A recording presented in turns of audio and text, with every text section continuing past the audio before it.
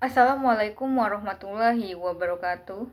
Perkenalkan, saya Wulan Sucitra dengan NPM 2459201073. Pada video kali ini, saya akan mempresentasikan hasil ujian tengah semester saya, yaitu pengembangan lanjutan dari tugas 2 dengan judul Sistem Pengaduan Masyarakat Digital.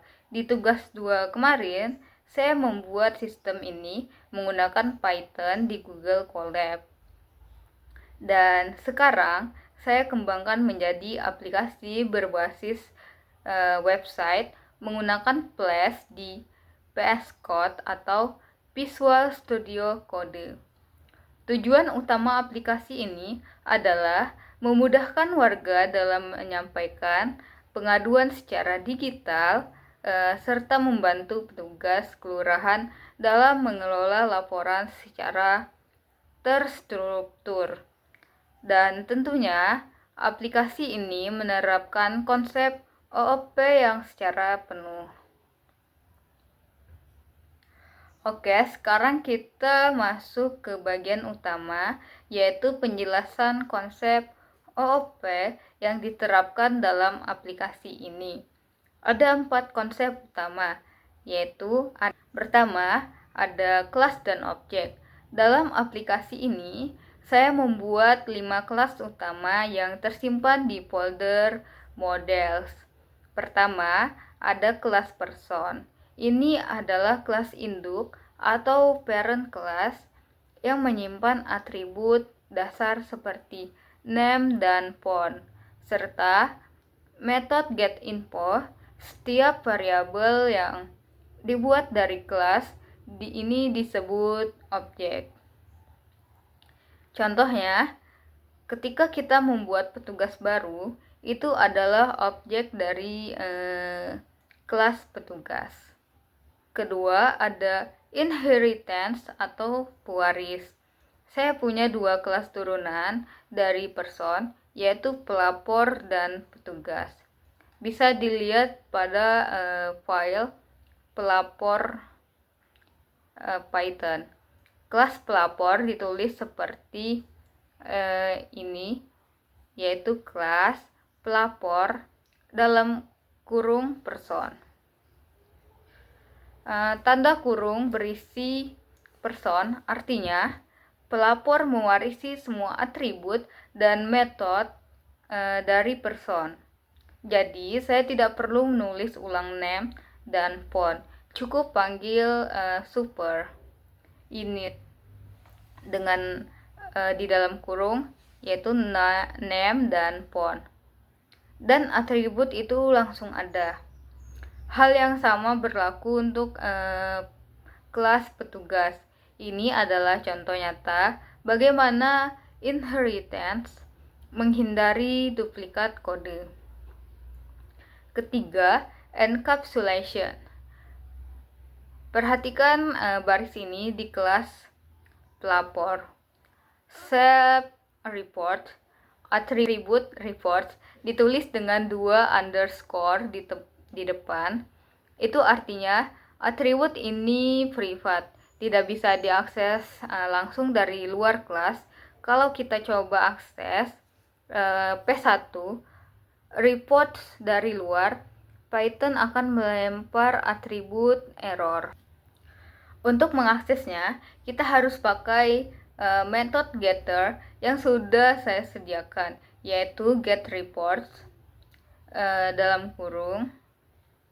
Begitu juga di kelas petugas ada handlet yang juga privat dan diakses lewat getHandlet. Inilah yang disebut enkapsulasi, melindungi data dari modifikasi sembarangan. Keempat, polymorphism. Perhatikan bahwa metode getInfo didefinisikan di kelas person, lalu di-override di kelas pelapor dan petugas. Di person, getInfo hanya mengembalikan nama dan nomor handphone. Tapi di pelapor getInfo sudah ditambahkan informasi alamat dan total laporan. Di petugas getInfo menampilkan divisi dan jumlah laporan yang ditangani. Inilah polimorfisme metode yang sama dipanggil pada objek yang berbeda, tapi menghasilkan output yang berbeda sesuai tipe kelasnya. Python otomatis menjalankan versi yang sesuai. Selanjutnya, di sini ada fitur-fitur aplikasi. Sekarang kita lihat fitur-fitur aplikasi langsung di browser. Aplikasi ini dijalankan menggunakan Flash dan bisa diakses di localhost dengan port 5000. Pertama, di halaman dashboard, di sini ada 4 kartu statistik yang menampilkan jumlah total laporan, laporan yang masih menunggu, sedang proses, dan yang sudah selesai. Angkanya otomatis terupdate setiap ada perubahan data. Di bawahnya ada daftar laporan terbaru yang tampil dalam bentuk list lengkap dengan icon kategori, nama pelapor, tanggal laporan, dan batch status. Di sebelahnya ada tabel daftar petugas beserta jumlah laporan yang sudah mereka tangani. Selanjutnya ada halaman semua laporan. Di sini kita bisa lihat seluruh laporan yang masuk dalam bentuk tabel. Setiap baris menampilkan ID laporan, judul, kategori, nama pelapor, status, petugas yang menangani, dan kolom aksi. Kalau laporan masih berstatus menunggu, ada tombol proses berwarna orange. Kalau sudah diproses, tombolnya berwarna hijau. Tombol ini langsung mengubah status laporan sistem. Halaman ketiga adalah form untuk membuat laporan baru. Warga bisa mengisi nama, nomor HP, alamat, judul laporan, kategori, apakah instur, kebersihan, keamanan, atau lainnya, dan deskripsi masalah. Setelah diklik kirim laporan, sistem otomatis membuat objek laporan baru, menghubungkannya ke objek pelapor yang sesuai, lalu laporan langsung muncul di halaman semua laporan dan statistik dashboard ikut terupdate. Halaman keempat menampilkan data semua pelapor yang pernah mengajukan laporan. Informasinya meliputi nama, nomor HP, alamat, dan jumlah laporan yang pernah dibuat. Data ini diambil dari atribut privat report, memiliki kelas pelapor melalui metode getter. Dan halaman terakhir adalah statistik. Di sini ada bar progress untuk masing-masing status laporan, menunggu, diproses, dan selesai. Panjang bar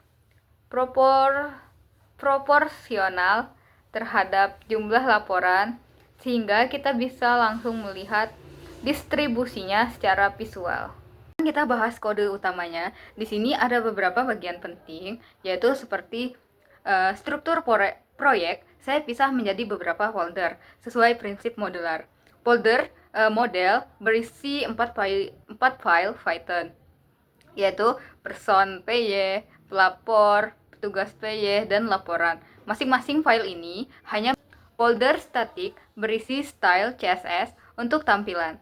Folder templates berisi 3 file HTML yang dirender oleh Flash, dan AppPy adalah file utama yang berisi kelas pengaduan sistem sekaligus routing Flash. Di app.py, kelas pengaduan sistem berperan sebagai koordinator pusat. Ini adalah contoh konsep composition.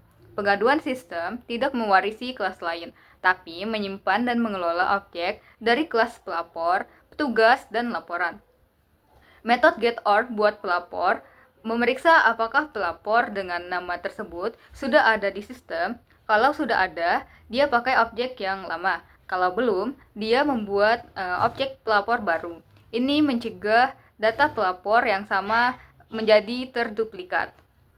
Selanjutnya ada routing place. Ini menghubungkan URL dengan fungsi Python. Contohnya, ketika user mengakses slash atau root, memanggil fungsi index yang mengambil statistik dari pengaduan sistem, lalu mengirimnya ke template index. Untuk proses laporan, ada root proses lab ID yang menerima ID laporan, mencari objek laporan yang sesuai, lalu memanggil metode tangani. Dari objek petugas, metode ini mengubah status laporan dari menunggu menjadi diproses. Setelah itu, halaman di redirect kembali ke daftar laporan. Selanjutnya, file HTML template menggunakan Jinja, yaitu template engine bawaan Flash. Dengan Jinja 2, kita bisa menyisipkan data Python langsung ke dalam HTML menggunakan kurung Kurawa ganda. Contohnya, untuk menampilkan jumlah laporan, kita cukup tulis stats total di dalam kurung Kurawa. Untuk menampilkan daftar laporan, kita pakai for loop langsung di dalam HTML. Ini membuat template tetap bersih dan terpisah dari logika bisnis. Baik, itu saja presentasi dari sistem pengaduan masyarakat digital yang saya kembangkan untuk UTS pada mata kuliah PBO ini. Untuk ringkasannya, konsep inheritance diterapkan pada kelas pelapor dan petugas, yang keduanya mewarisi kelas person. Encapsulation diterapkan melalui atribut privat report dan handlet. Polymorphism diterapkan pada metode getInfo yang menghasilkan output berbeda di setiap kelasnya. Dan composition diterapkan pada kelas pengaduan sistem yang mengelola semua objek lainnya. Melalui proyek ini, saya bisa merasakan langsung bagaimana OOP membuat kode lebih terstruktur, mudah dibaca, dan mudah dikembangkan. Setiap kelas punya tanggung jawab yang jelas, sehingga kalau ada perubahan di satu bagian lain tidak ikut terdampak. Terima kasih sudah menyimak. Wassalamualaikum warahmatullahi wabarakatuh.